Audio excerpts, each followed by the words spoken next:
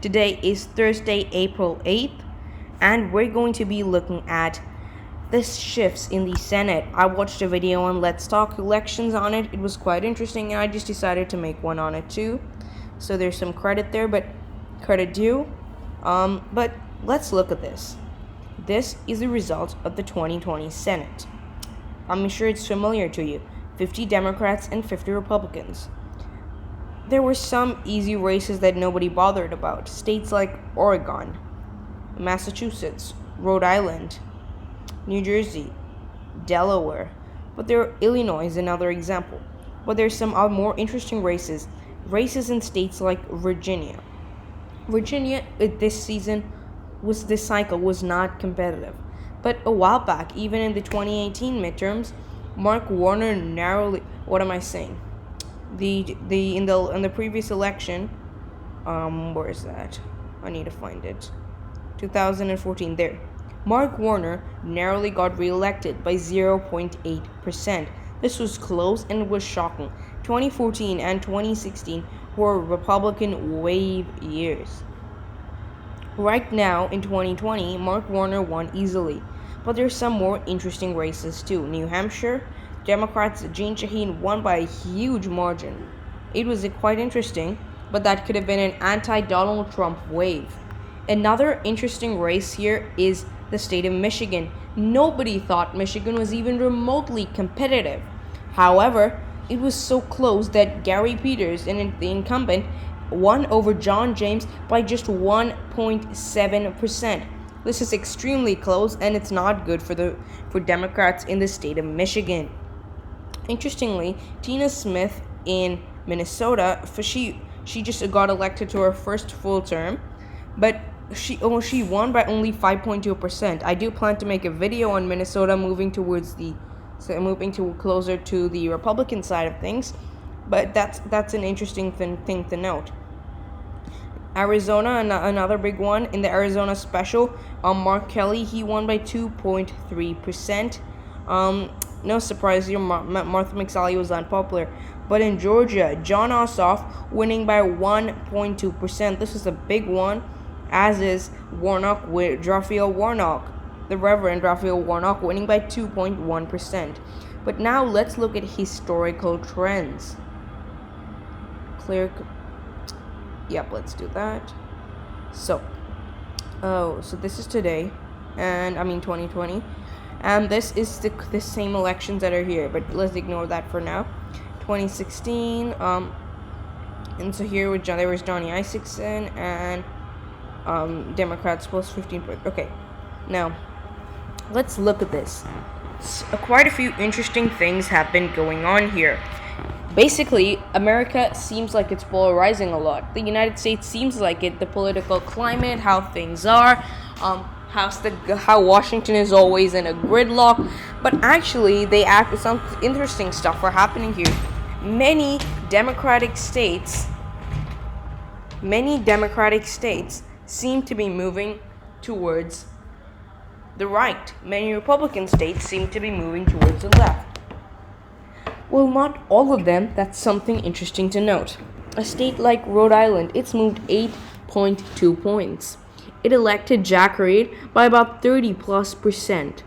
This is clearly,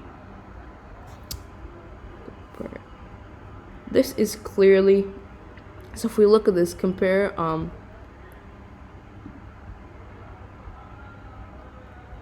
okay, so let's go back here, right. So if we compare with the past elections, so if we go back to 2014, right, we can see in North Carolina to be honest, there are a lot of results. So I'm going to explain most of them to you, but only the ones that are here, not the grayed out states. But there's some interesting results coming here. First, I want to go back to 2002. Because there are a lot of interesting results. What basically happened since 2002 were a lot of first I'll explain all these heavily red states. Some of them might be confusing to you. Why has Louisiana gone from 43.7, or Tennessee plus 17.1, or Montana 41? Well, firstly, ignore Massachusetts, Rhode Island, and Michigan and West Virginia for a little while, and Iowa too. But for Montana, South Dakota, Arkansas, Louisiana, and Tennessee, back in 2002, the climate was different. Montana had 2 Democratic senators. Not 2, apologies, only 1, Max Baucus. But basically, what happened was South Dakota had Democratic senator too. Arkansas had Mark Pyror. Louisiana had 2 of them, but Mary Landrieu, and the other one, I forgot the name of him. I forgot his name.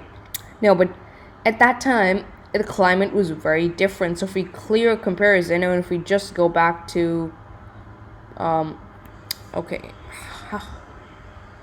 forget it. I'll do that later. But let's look. If we just go to past elections, 2018. And now let's send it all the way to 2002. Where is that? So if we look at the climate there in 2002. Again, Montana had Democrat Max Baucus, South Dakota Johnson. Then we had Pyror, we had Landrieu. In Tennessee, we had Lamar Alexander, but in the other race in Tennessee, we also had a Republican. But for a while, at some point, Tennessee for at some point was a blue state there. 1984, we had Al Gore from Tennessee. We had from Oklahoma, Boren. We still had Baucus. We had Pryor. We had Exon. We had Tom Harkin. We had Levin. We had so many Democrats. Rockefeller, Sam Nunn of Georgia, Senator Heflin of Alabama, Senator Johnston of Louisiana.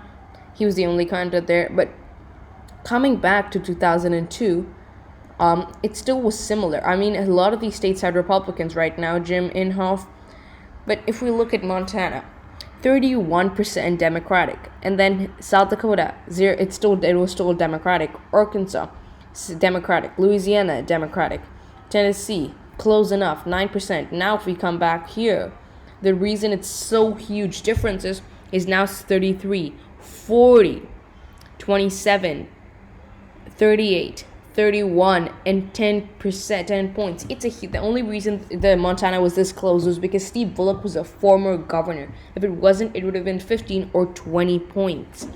And that's why it looks so different here. And now if we just compare to the 2 past elections, so let's go back to 2002.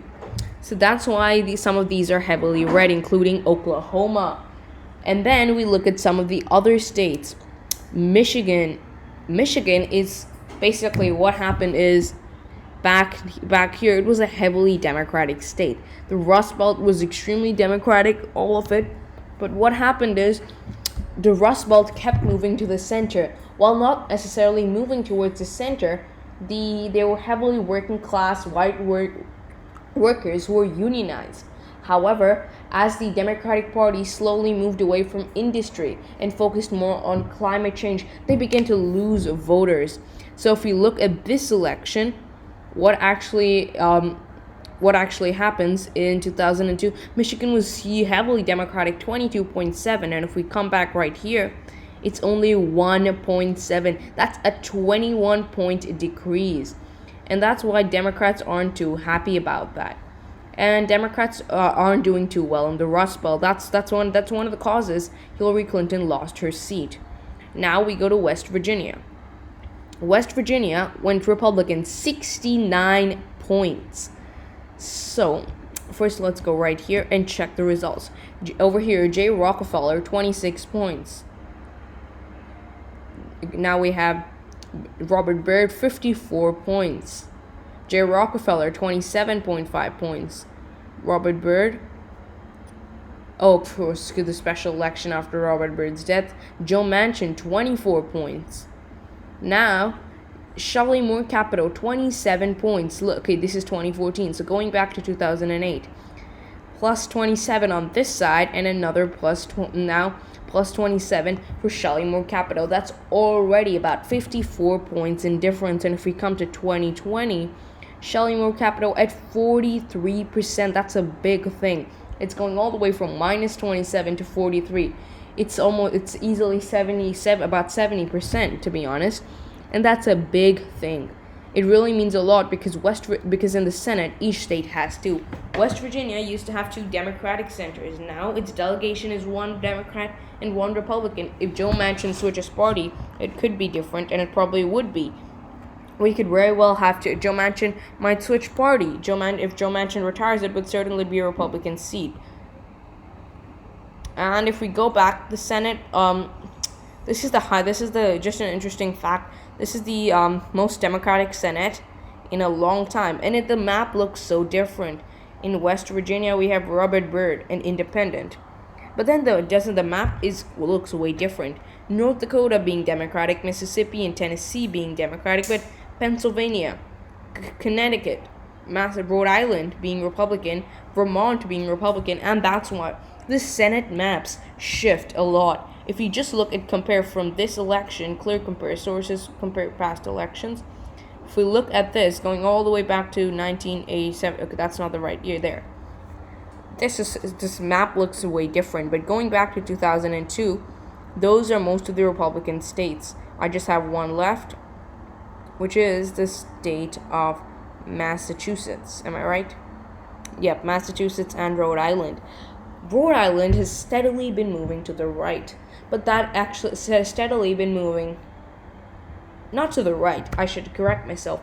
The United States of America, has been moving steadily to the left. Rhode Island is also moving to the left, just like quite a few other states, but is not moving as left as the rest of the nation.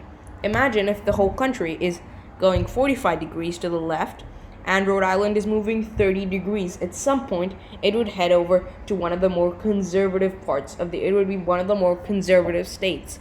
And that's one of the major things.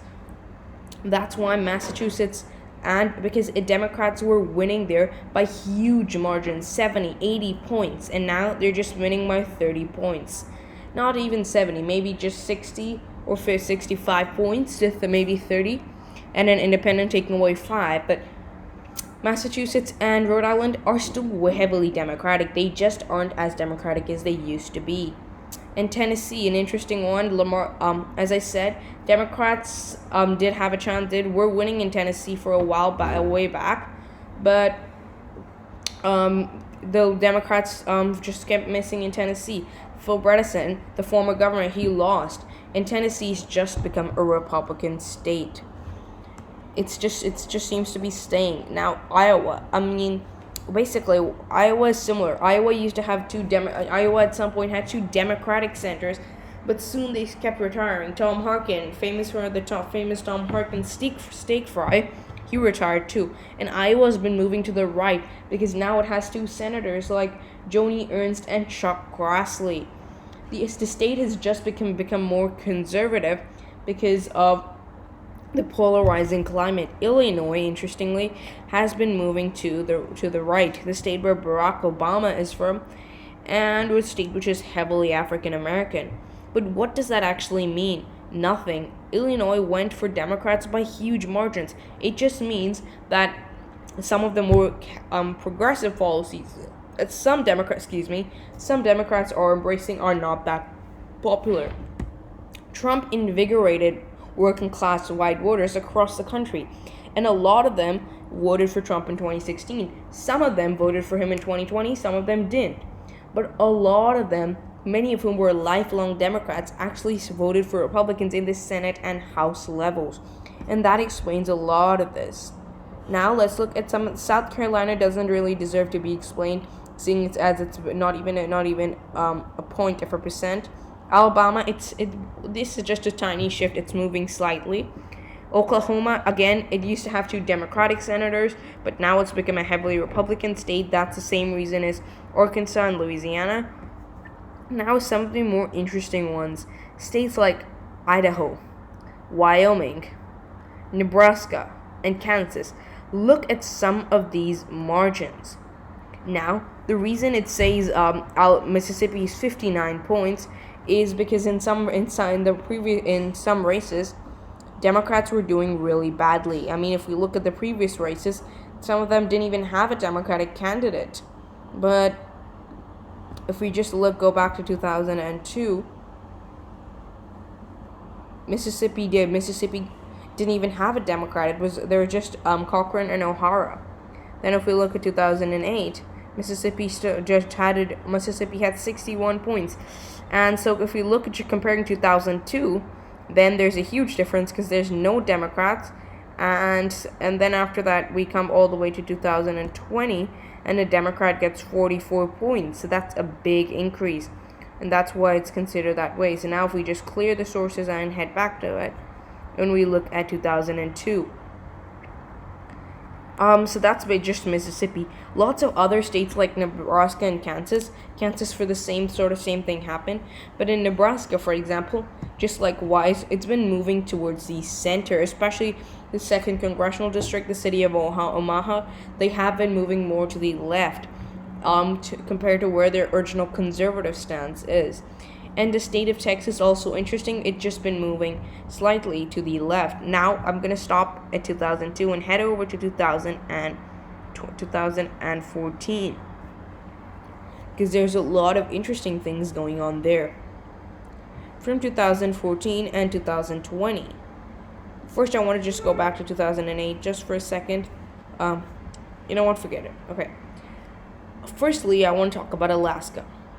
It seems like Alaska's been moving to the right, but it's not. The only reason this happened was because in 2014, they had a somewhat popular and Democratic incumbent, Senator Mark Begich.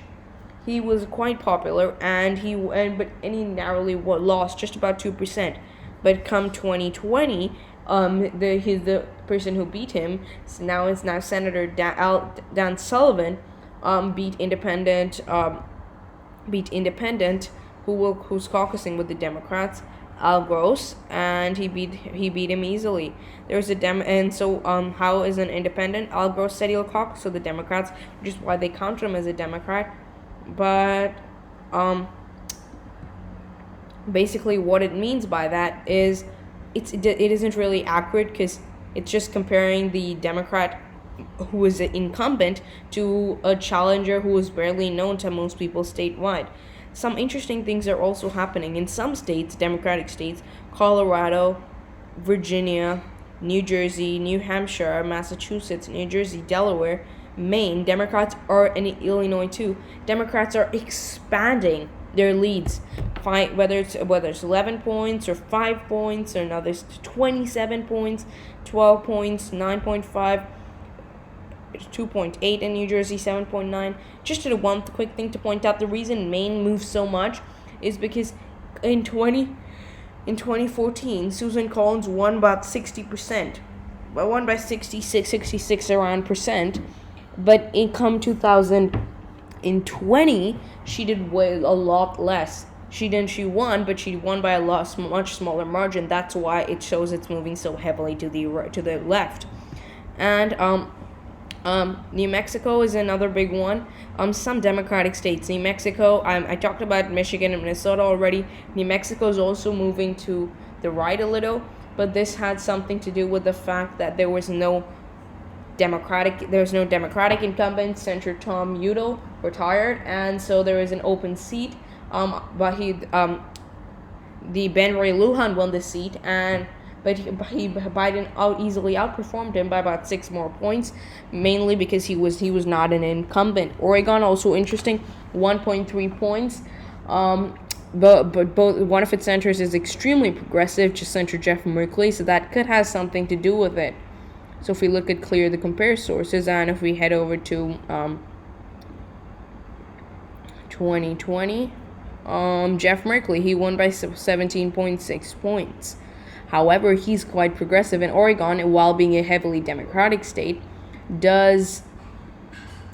Oregon is somewhat conservative or moderate in some areas, and that probably is why he didn't do as well, and he only lost 1.3 points. It just could be a swing, nothing major there.